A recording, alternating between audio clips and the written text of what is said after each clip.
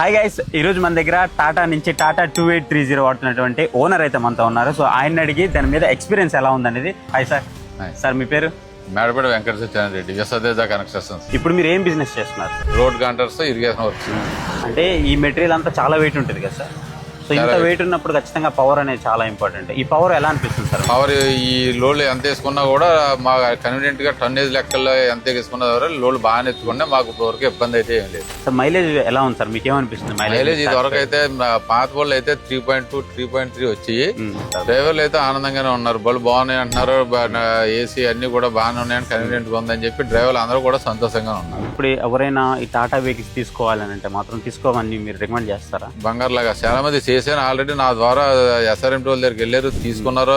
వాళ్ళు ఫర్దర్ గా కూడా ఎవరైనా కావాలంటే కూడా నా దగ్గరికి వచ్చి అడిగితే నేను కూడా ఇంకా సపోర్ట్ చేసి తీసుకోమని చెప్పి. ఓవరాల్ గా సర్వీస్ అయితే మాత్రం సూపర్ సాటిస్ఫై.